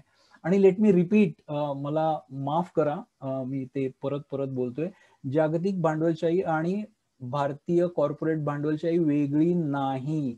ज्या वेळी मी जागतिक कॉर्पोरेट भांडवलशाही ही संज्ञा वापरत आहे त्यावेळी भारतातली कॉर्पोरेट मोठी बिग कॅपिटल, भारतातली मोठी कॉर्पोरेट्स हा त्यांच्या कुटुंबातले गाभ्यातले सभासद आहेत आणि होत चाललेले आहेत. हे सतत लक्षात ठेवा, कारण आपल्या डोक्यामध्ये त्या बायनरीज कुठेतरी आहेत, जागतिक वर्सेस भारतीय, देशी आणि परकीय, असं नाहीये. It's one block. हे सतत त्यांनी लक्षात घ्यायची गरज आहे. तिसरा जो कायद्यांचा आणि आर्थिक सुधारणाचा भाग आहे तो कॉर्पोरेट टॅक्सेसशी संबंधित आहे. तुम्हाला आठवत असेल कोरोना येण्याच्या आधीच्या 2019 मध्ये कुठलाही लॉबिंग नव्हतं, मीडियामध्ये काही फार मोठ्या मागण्या नव्हत्या इंडस्ट्री असोसिएशनच्या, आणि धडाक्कन आपला कंपनीचा जो इन्कम टॅक्स आहे तो कमी केला गेला. आणि अनेक विविध प्रकारचे जे कायदे कर आहेत ते कर लादण्याचं टाळलं जात आहे. म्हणजे ते स्पेक्युलेटिव्ह टॅक्स असेल, हे असेल ते. तिसरा जो रिफॉर्मचा जो भाग आहे जागतिक भांडवलशाहीच्या दृष्टिकोनातून, ज्याचा मी उल्लेख काही मिनिटांपूर्वी केला होता, की जागतिक भांडवल रिचवण्यासाठी अंगणांची गरज आहे. त्याच्यामुळे तिसरा जो ब्लॉक आहे आर्थिक सुधारणांचा तो केंद्र सरकारने विविध सार्वजनिक उपक्रमांमधून अंग काढून घेणं, सार्वजनिक उपक्रम किंवा आत्ताचे ज्या काही क्षेत्र आहेत ती खाजगी क्षेत्राला ओपन करून देणं, मग त्याच्यामध्ये बंदरं, विमानतळ, रेल्वे, अनेक गोष्टी आहेत. ह्या सगळ्याचा संबंध कुठेतरी जागतिक भांडवलाला गुंतवणुकीसाठी वेगवेगळी अंगणं उपलब्ध करून देणं याच्याशी आहे. ह्या सगळ्या आर्थिक सुधारणांना पॅरलल वित्तीय क्षेत्रातल्या सुधारणा आहेत. मी तुम्हाला ही टर्म पोचवली होती की मक्तेदार वित्त भांडवलशाही, मोनोपोली फायनान्स कॅपिटल. त्यामुळे फायनान्शियल सेक्टर मधले जे रिफॉर्म्स आहेत, ज्या आर्थिक सुधारणा आहेत, त्या देखील तेवढ्याच महत्वाच्या आहेत. त्याचे फक्त मी 2-3 उल्लेख करतो. डिमॉनिटायझेशन तर आपल्याला सगळ्यांनाच माहिती आहे आणि ज्या नाट्यपूर्ण पद्धतीने ते केलं गेलं आणि त्याच्यानंतर कुठल्याही प्रकारची उद्दिष्ट निघाली नाहीत त्याच्यातून. पण त्याचा आर्थिक सुधारणांचं उद्दिष्ट हे भारतीय अर्थव्यवस्थेमध्ये ज्याला डिजिटल ट्रान्झॅक्शन्स म्हणतात ती वाढतील, कॅशचं हे कमी होईल, क्रेडिट कार्ड आणि अशा टाईपच्या कंपन्यांचं खूप मोठ्या प्रमाणावरती बाजारपेठ तयार होईल, हे कुठेतरी त्याचं उद्दिष्ट होतं. आणि ह्याचा सगळा संबंध जागतिक भांडवलशाहीच्या ह्याच्याशी आहे.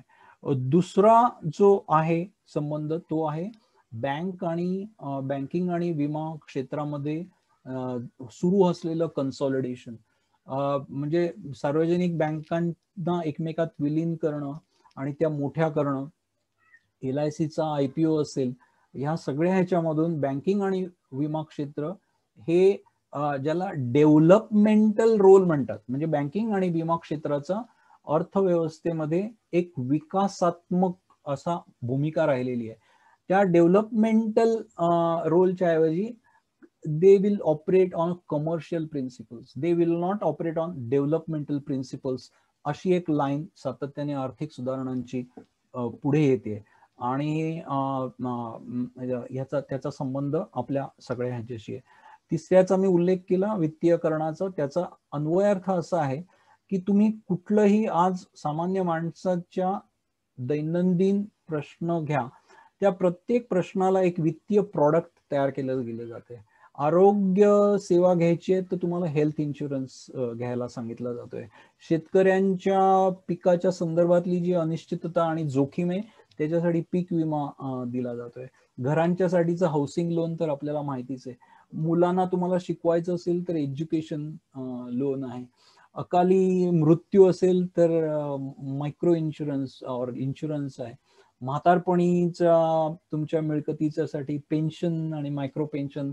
प्रत्येक एक प्रश्न. आणि हे तर आहेच आहे की तुम्हाला रोजगार नाहीये, काम मिळत नाहीये तर तुम्ही लोन घ्या, मायक्रो क्रेडिट घ्या, मध्ये मुद्रा वगैरे वगैरे. आणि स्वयंरोजगार चालू केला. तुमच्याकडे क्रयशक्ती कमी आहे आणि तरी देखील तुम्हाला वेगवेगळे कन्झ्युमर ड्युरेबल्स घ्यावेसे वाटतात तर त्याच्यासाठी देखील क्रेडिट घ्या. क्रेडिटचे नुसते आकडे जरी बघितले तरी दरवर्षी, आणि मी मध्यम वर्गाचं म्हणत नाहीये, मी 80 कोटी बॉटम ऑफ द पिरॅमिड लोकसंख्येचं म्हणतोय, त्यांच्यामध्ये जे मायक्रो क्रेडिट विचवलं जात आहे ते दरवर्षी 40 ते 50% दरवर्षी वाढत चाललंय. एवढं क्रेडिट त्याच्यामध्ये आज कुठेतरी रिचवलं जात आहे.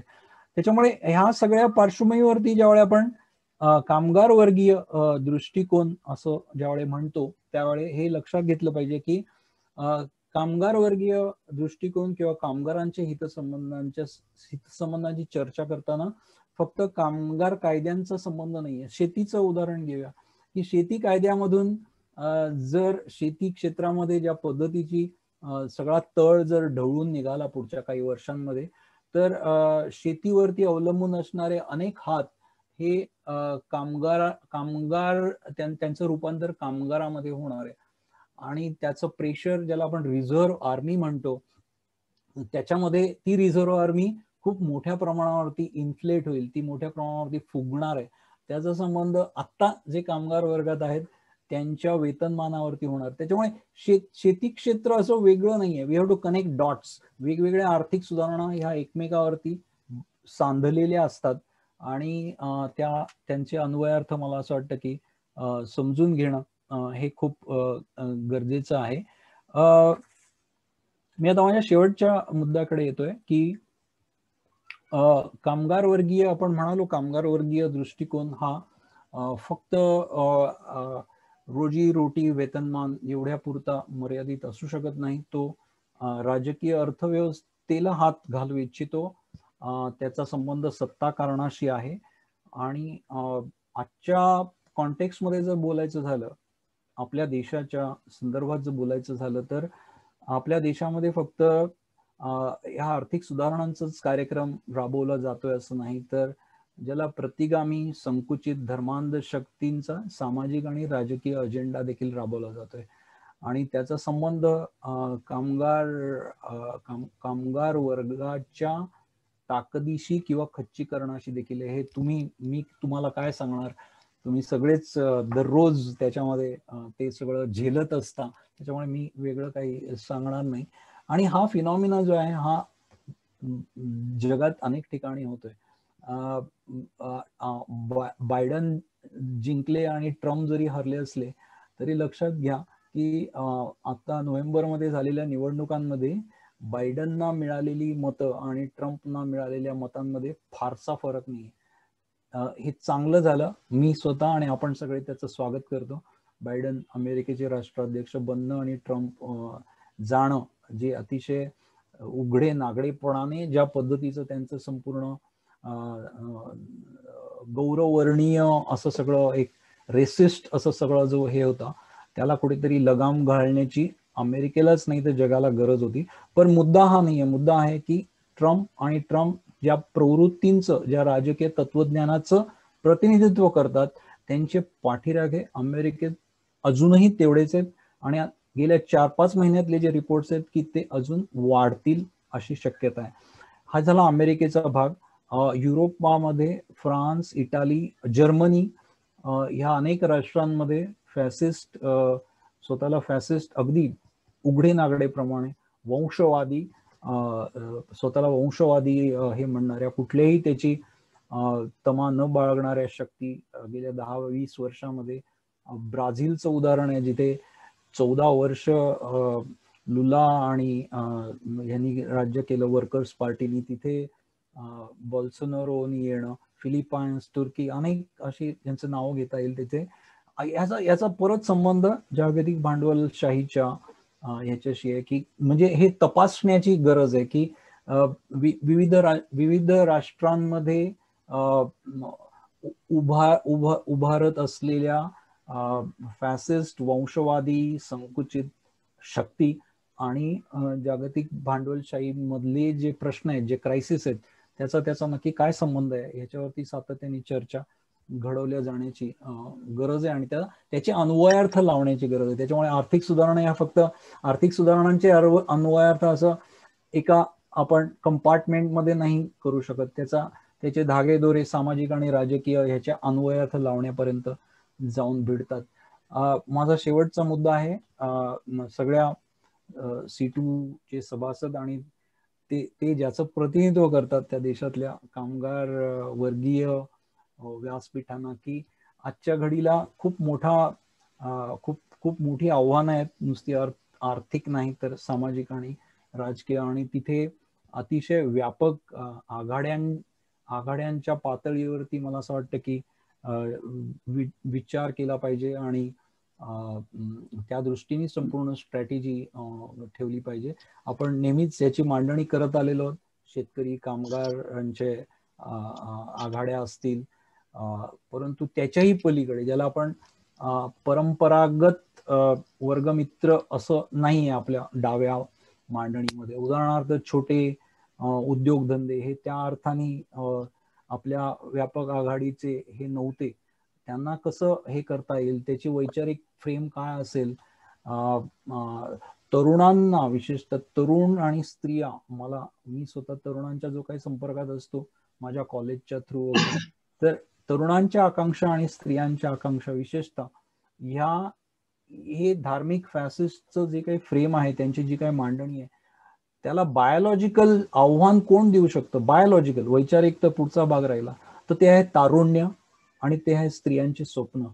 आणि त्यांचं स्त्रियांच्या सगळ्या आकांक्षा. त्यामुळे तरुणांचं, स्त्रियांचं, मगाशी म्हणालो त्यामुळे छोटे हे सार्वजनिक उपक्रमांच्या सेवा, पाणी पुरवठा, प्रदूषण करणारे घनकचरा व्यवस्थापन, सांडपाणी व्यवस्थापन, सार्वजनिक वाहतूक, इस्पितळं, ह्या सगळ्याचा जो कंझ्युमर वर्ग आहे त्याला संघटित करण्याची खूप मोठी, मला असं वाटतं की नुसती गरज नाही, मी मानवतावादी किंवा अशा ह्यानी म्हणत नाही, मी राजकीय स्टेटमेंट करतोय की खूप मोठं पोटेन्शियल त्याच्यामध्ये आहे. आणि खूप लोक, कारण नाही, हा ही इंटरनल कॉन्ट्रॅडिक्शन आहे. म्हणजे सार्वजनिक उपक्रमांच्या ज्या सेवा होत्या त्यांचं खाजगीकरण हा एक भाग झाला, त्यांचा अजेंडा झाला, पण देयर इज अ इनहेरंट कॉन्ट्रॅडिक्शन. कारण ते ज्या पद्धतीचे युजर चार्जेस ह्या सगळ्याला लावणार आहेत ते टिकू शकणारे नाहीये, त्याच्यातनं प्रतिक्रिया येणार आहेत. त्यामुळे सार्वजनिक उपक्रमांच्या सेवा घेणारे नागरिक हे एक सगळ्यांना छेदून जाणारा असा कुठेतरी धागा मला असं वाटतं की त्याच्यामध्ये खूप मोठं पोटेन्शियल आहे. दुसऱ्या बाजूला वित्तीयकरणाचा मी उल्लेख केला. आज एक घर असं नसेल की जे वित्तीय प्रॉडक्टचं कंझ्युमर नाहीये.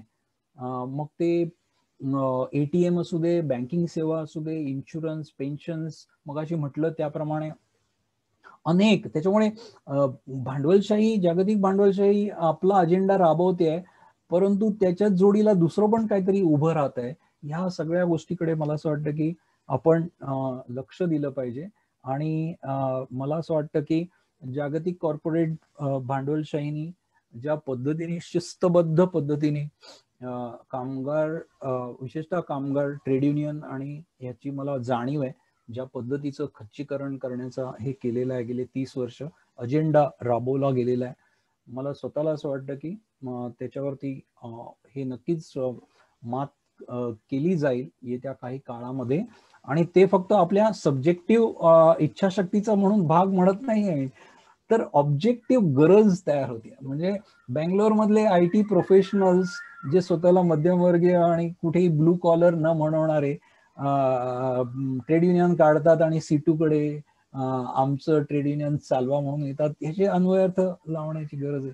त्यामुळे ह्या सगळ्या पार्श्वभूमीवरती मला असं वाटतं की C2 सारख्या व्यासपीठाची, ट्रेड युनियनच्या व्यासपीठाची ताकद संख्येमध्ये आहे आणि ती संख्या वाढवली पण पाहिजे. परंतु त्याची जी ताकद आहे ती स्पष्ट आणि मूल्याधारित वैचारिक मांडणीमध्ये देखील आहे, फक्त संख्येमध्ये नाहीये.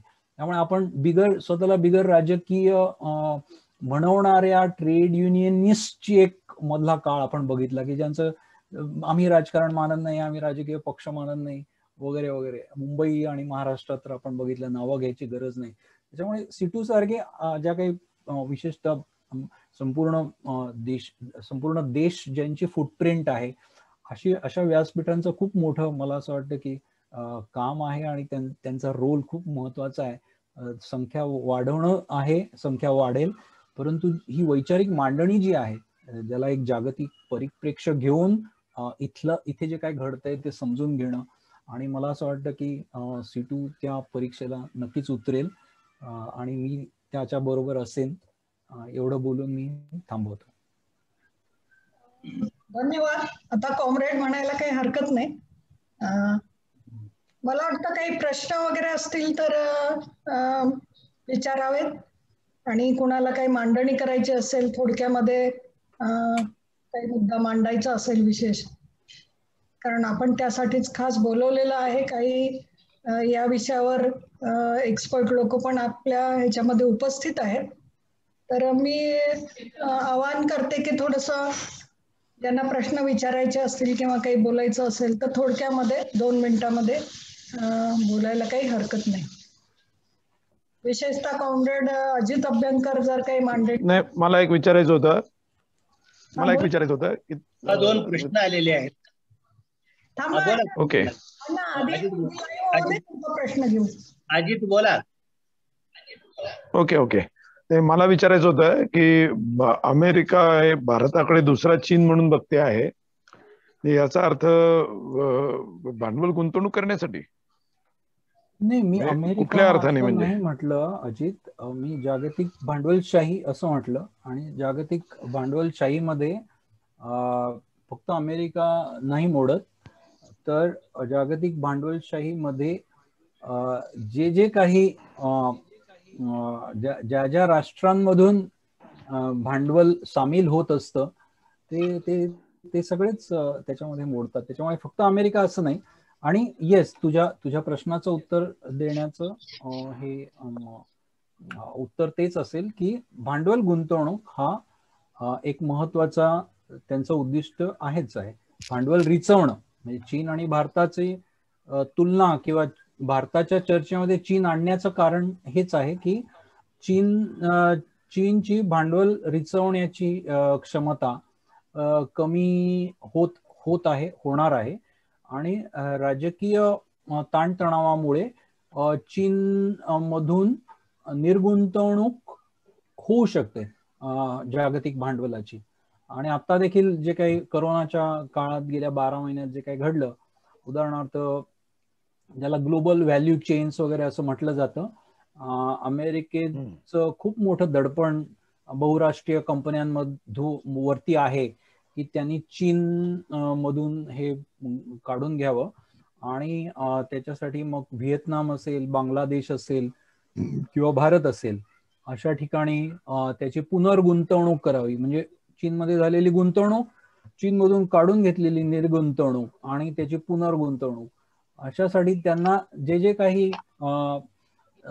जे काही समोर आहे त्याच्यामध्ये भारत एक उमेदवार आहे असं मी मानलं. Okay okay okay. एक 2 प्रश्न आलेले आहेत चॅट बॉक्स मध्ये, आपण घ्यायचे ते. बोला ना, बोला.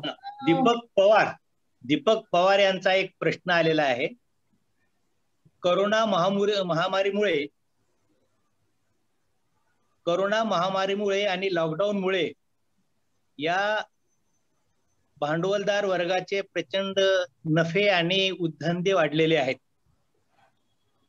ऑनलाईन उद्योग वाढलेला आहे. यामुळे देशातील सर्व कुटीर उद्योग संपत आहेत. आता सर्व वस्तू ऑनलाईन माध्यमातून अमेझॉन आणि कंपन्या भारतात घुसलेल्या आहेत.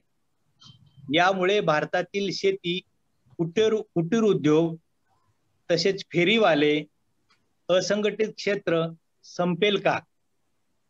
आणि कंपनी एजंट वाढतील का? आणि बेरोजगारी वाढेल का?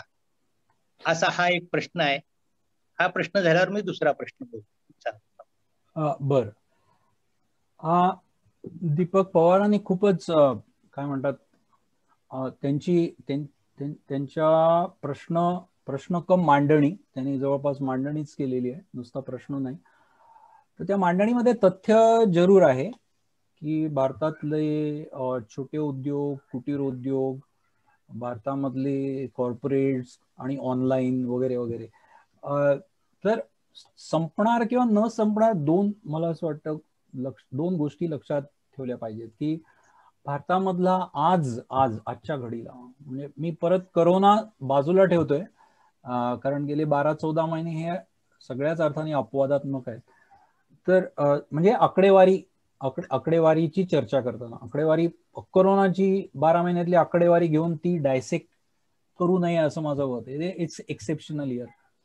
कोरोना पूर्वाची जी आकडेवारी आहे त्याच्यामध्ये भारताच्या अर्थव्यवस्थेमध्ये नॉन कॉर्पोरेट क्षेत्राचा वाटा हा खूप मोठा आहे.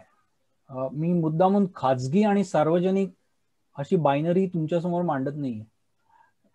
नॉन कॉर्पोरेट मध्ये खूप मोठ्या प्रमाणावरती खाजगी मालकीचं क्षेत्र आहे. मग ते शेती असेल, शेतीधारित उद्योग असतील, छोटे मोठे उद्योग असतील, ज्याला आपण MSME असं म्हणतो, मायक्रो स्मॉल मीडियम, अगदी म्हणजे स्वयंरोजगार, ज्याला ओन अकाउंट एंटरप्राइजेस म्हणतात. म्हणजे ते कुठल्याही प्रकारे रजिस्टर्ड नसतात, कुठल्याही प्रकारे नोंदणी, कुठल्याही कायद्याअंतर्गत नोंदणी नसते ते. मग तो काय ऊसाचं गुऱ्हाळ टाकणारा असेल, चहावाला असेल, नाक्यावरचा मोची असेल, कितीतरी असे 7 आपल्या देशामध्ये 7 कोटी सेल्फ अकाउंट एंटरप्राइजेस 7 कोटी, लक्षात घ्या, छोटे मोठे. त्याच्या जोडीला अनेक रजिस्टर्ड उद्योग देखील आहेत, ज्याला आपण MSME म्हणतो, जे कुठल्या ना कुठल्या तरी कायद्याच्या अंतर्गत नोंदणी असते त्यांची. शेती तर केवढं मोठं क्षेत्र आहे. हे सगळे मी एका अम्ब्रेला टर्म मध्ये हे करतो, त्यांना नॉन कॉर्पोरेट म्हणतात. कॉर्पोरेट म्हणजे खाजगी आणि सार्वजनिक ह्याच्यात नाही अडकायचं, कॉर्पोरेट आणि नॉन कॉर्पोरेट अशी मांडणी पुढे आणण्याची गरज. तर नॉन कॉर्पोरेट क्षेत्र जे आहे ते खूप मोठं आपल्याकडे आहे, फक्त संख्येने नाही. तर नॉन कॉर्पोरेट क्षेत्राचा आपल्या GDPतला वाटा देखील खूप मोठा आहे. आणि कोरोना नंतर जी जी जी दिशा कदाचित भारतीय अर्थव्यवस्था पकडू शकते ती अशी आहे की ह्या नॉन कॉर्पोरेट क्षेत्राचा GDPतला वाटा कमी होत जाणं, नॉन कॉर्पोरेट क्षेत्राला भिंतीपर्यंत चेपत नेणं, ते हाय खातील, बंद पडतील. कारण आतापर्यंत ज्या वस्तुमाल आणि सेवांचं उत्पादन नॉन कॉर्पोरेट क्षेत्र करत होतं ते कॉर्पोरेट क्षेत्राकडे जाईल अशी नुसती शक्यता नाहीये, तर त्यांना खात्री आहे की आपण हे कॅप्चर करू. म्हणजे ह्या जागेवरून कोणी जर पळून गेला किंवा त्याला पळवून लावलं तर ते घर मी ताब्यात घेऊ शकतो, हे कॉन्फिडन्स आज कॉर्पोरेट क्षेत्राला आहे. आणि त्याचं प्रतिबिंब मित्रांनो सेन्सेक्स मध्ये उमटलेलं आहे. हे आपल्याला वाटतं इरॅशनल आहे, असं नाहीये इरॅशनल. ते एवढे मिलियन्स ऑफ डॉलर्स घालतात, त्यांचे स्वतःचे ठोकताळे आहेत. ते खरे होतील नाही होतील, पण सगळंच काही स्पेक्युलेटिव्ह आहे आणि सगळंच काही असं नाहीये. कॉर्पोरेट क्षेत्र जे सेन्सेक्स आणि स्टॉक मार्केटमध्ये फक्त कॉर्पोरेट्स लिस्टेड असतात आणि ते देखील बिग कॉर्पोरेट्स. ओके, म्हणजे मुंबई स्टॉक एक्सचेंज वरती 6000 कंपन्या नोंदणीकृत आहेत, पण डेली ऍक्टिव्ह आणि ज्याच्यामध्ये खरोखर गुंतवणूक होते. हा, काय झालं? केलं प्रश्न विचारला. हॅलो, चालू ठेवू का मी? थांबू का चालू ठेवू? चालू ठेवा संजीवजी, चालू ठेवा. बोला. तर कॉर्पोरेट क्षेत्र हळूहळू ह्यांनी MSME आणि नॉन कॉर्पोरेट क्षेत्र जर दमून किंवा थकून किंवा आत्मघात करून बंद पडलं, ज्याची शक्यता खूप आहे, तर त्यांनी व्हेकेट केलेल्या स्पेस आणि त्यांनी व्हेकेट केलेला मार्केट शेअर हा कॉर्पोरेट क्षेत्राकडे येऊ शकतो आणि त्याचं प्रतिबिंब सेन्सेक्स मध्ये कुठेतरी पडतंय. हा, दुसरा प्रश्न घ्या अण्णा, दुसरा प्रश्न सांगा. तुम्ही म्यूट आहात. म्यूट अण्णा. माईक चालू कर. माईक म्यूट आहे तुमच्या. हा, दुसरा चीनची अर्थव्यवस्था 40 वर्षात 40 पटीने वाढलेली आहे. हे समाजवादी विचारसरणी धोरणाचं यश म्हणावे लागेल का आणि भांडवलशाहीचा अपयश आहे का? चीनची अर्थव्यवस्था 40 वर्षात वाढली असं. मी नाही समाजवादी विरुद्ध भांडवलशाही अशा बायनरीमध्ये मी नाही बोलत. चीनने स्वतःहून जाहीर केलेलं आहे की it's a socialism with Chinese characteristics किंवा काय market economy with Chinese characteristics. त्याच्यामुळे आपल्याकडे असलेले जे काही विश्लेषणात्मक हत्यार आहेत आणि जे काही टर्मिनॉलॉजीज आहेत त्या मला असं वाटतं की तोकड्या पडतील चीन समजून घेताना, किंवा चीनमध्ये नक्की काय झालं गेल्या 40 वर्षामध्ये. आपल्याला आपली विश्लेषणात्मक जे काय परिभाषा आहेत त्या मला असं वाटतं की अधिक सोफिस्टिकेटेड कराव्या लागतील. त्याच्यामुळे चायना पूर्ण भांडवलशाही देश आहे का, तर अनेक अगदी लेफ्टवाले देखील तत्वज्ञ असं मानतात की नाही म्हणून. तिथे भांडवलशाही देशामध्ये न दिसणाऱ्या अशा अनेक गोष्टी चीनमध्ये दिसतात. उदाहरणार्थ जमिनीच्या मालकीच्या संदर्भात असेल, उदाहरणार्थ तिथे असलेलं सार्वजनिक मालकीचं प्राबल्य असेल, अशा अनेक चीन केंद्री अशी काही ठळक वैशिष्ट्य चीनी अर्थव्यवस्थेची आहेत. पण हे देखील खरं आहे की चीननी मार्केट शक्ती मोकळ्या केल्या, ज्या म्हणजे सोव्हिएत युनियनच्या मॉडेलची जर कम्पेअर करायची झाली तर परकीय भांडवल आणि देशांतर्गत खासगी भांडवलाला खूप मोठ्या प्रमाणावरती अवकाश प्राप्त करून दिला. त्यामुळे समाजवाद विरुद्ध भांडवलशाही अशा बायनरी मधून मला नाही वाटत चीनचं विश्लेषण होऊ शकेल. थांबूया का शुभा? मला वाटतं आता समारोपाकडे आपण वळायला पाहिजे. वेळ खूप झालेला आहे. तर पण संपलेले आहे. एम.एच. शेख यांना विनंती करते, CITUचे राज्य जनरल सेक्रेटरी यांना विनंती करते, ते आहेत ह्याच्यावर. त्यांना विनंती करते की त्यांनी थोडक्यात समारोप आणि आभार प्रदर्शन करावं. धन्यवाद कॉम्रेड शुभा. आज आपल्या सोशल मीडियाच्या टीमने एक चांगला प्रयोग या ठिकाणी केला आणि संजू चांदूरकर साहेबांसारखे एक चांगले वक्ते आपल्याला मे दिनाच्या पूर्वसंध्येला या ठिकाणी भेटले. साहेब वगैरे म्हणू नका कॉम्रेड, सोपी आणि साहेब वगैरे म्हणू नका. हा हो प्लीज साहेब वगैरे नका म्हणू. ठीक आहे, तो आपला याचा बाकी असले.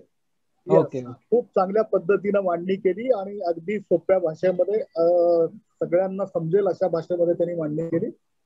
त्याबद्दल CITUच्या वतीनं मी त्यांचं सुरुवातीला आभार व्यक्त करतो. त्याचबरोबर या सगळ्या टीमचं, ज्याच्यामध्ये आज 2 अर्थतज्ञ पण मला वाटतं आपल्या बरोबर होते. कॉम्रेड अजित अभ्यंकर आपल्या बरोबर होते, कॉम्रेड सुभाष होते, बाकीचे कॉम्रेड शुभा, कॉम्रेड रघु आणि कॉम्रेड प्रसाद आणि आणखीन एक सहकारी आपले या सगळ्या यंत्रणेमध्ये त्यांनी जी मदत केली त्याबद्दल सगळ्यांचं आभार व्यक्त करत असताना या मे दिनाच्या पूर्वसंध्येला परत एकदा CITUच्या वतीनं महाराष्ट्रातील आणि विशेषतः देशातील जनतेला परत एकदा मी शुभेच्छा देतो. आणि या कोरोना महामारीच्या पार्श्वभूमीवर आपण सगळ्यांची एकजूट, शेतकरी, कामगार, युवक, विद्यार्थी, महिला, वृद्ध या सगळ्यांची एकजूट बांधण्याची गरज आहे. आज देशामध्ये ज्या आवश्यक आहेत त्या बाबींच्या संदर्भात आपल्याला या ना त्या कारणाने संघर्ष करावा लागतो. महाराष्ट्रामध्ये परत उद्यापासून परत लॉकडाऊनची भाषा केली जाते. आपल्या सर्व कामगार संघटनांनी वैज्ञानिक दृष्टिकोनातून विचार करून, आरोग्याच्या दृष्टीनं या सगळ्या विचार करून आज चांदोरकर साहेबांनी जे मांडलं त्याच्यावर त्यांना यासाठीच म्हणतोय की खूप महत्वाची माहिती त्यांनी दिली. तर त्यांनी सांगितलं की कोरोना राहणार आहे आणि मागे राहील की अर्थव्यवस्था, याबद्दल आपण अत्यंत गांभीर्यानं विचार या सगळ्या माध्यमातून करतोय. आणि आगामी काळामध्ये या महामारीवर नियंत्रण मिळवण्यासाठी जे काही वैज्ञानिक सल्ले आहेत ते आपण सगळे पाळावेत. आपण सगळे पाळणारच आहोत, पण त्याच जोडीला अर्थव्यवस्था भक्कमपणे कशा पद्धतीनं उभी राहील या दृष्टीनं कामगार वर्ग पूर्णपणे स्वतःला वाहून झोपून देणार आहे आणि तो यापुढे घेऊन जाणार आहे. तर अशा परिस्थितीमध्ये ज्या मर्यादा आहेत, त्या औषधांचा तुटवडा आहे, ऑक्सिजनचा तुटवडा आहे, आरोग्याच्या अनेक उणीवा आहेत, या सगळ्या पूर्णपणे दिल्या जाव्यात. दुसरी गोष्ट या ठिकाणी म्हणजे जाता एवढंच सांगायचं की महाराष्ट्रामध्ये मोठ्या संख्येनं असंघटित उद्योगधंद्यातील कामगार आहेत आणि या कामगाराला फक्त तांदूळ आणि गहू देऊन चालणार नाहीये. त्याला केरळच्या धर्तीवर किमान 16 जीवनावश्यक वस्तू दिल्या पाहिजे आणि ते जर दिलं तरच आपण सांगू शकतो की बाहेर कुठं गर्दी जमत नाहीये वगैरे. हे फक्त जनतेवर दोष देऊन चालणार नाही. लोक गर्दी करतायत, बाहेर निघतायत म्हणून आम्हाला असं करावं लागणार आहे वगैरे, ही त्यांची गरज आहे. ते गरजेपोटी येत आहेत. भुकेनं मरण्यापेक्षा बाहेर येऊन मेलेलं बरं असं कदाचित त्यांना वाटत असेल. पण तरीही CITUच्या माध्यमातून मी सगळ्यांना अशी विनंती करेन की जी 30 सूत्री या कोरोनाच्या महामारीमध्ये दिलेली आहे ही दुसरी लाट आहे, अत्यंत भयंकर आहे. सॅनिटायझरचा वापर करणं, मास्कचा वापर करणं, शारीरिक अंतर ठेवणं या आपल्या वर्गातील सर्वांनी पाळाव्यात अशी विनंती करतो. परत एकदा सर्वांचा आभार व्यक्त करून आजच्या या ह्याच्यामध्ये जेवढे श्रोते आलेले आहेत त्या सगळ्या श्रोत्यांचा सुद्धा मी धन्यवाद देतो आणि इथं थांबतो. धन्यवाद. इन्क्लाब जिंदाबाद. भेटूया आपण लवकरात लवकर अशी आशा करू. Okay, thank you very much. Okay, thank you. Yes. Okay. हो.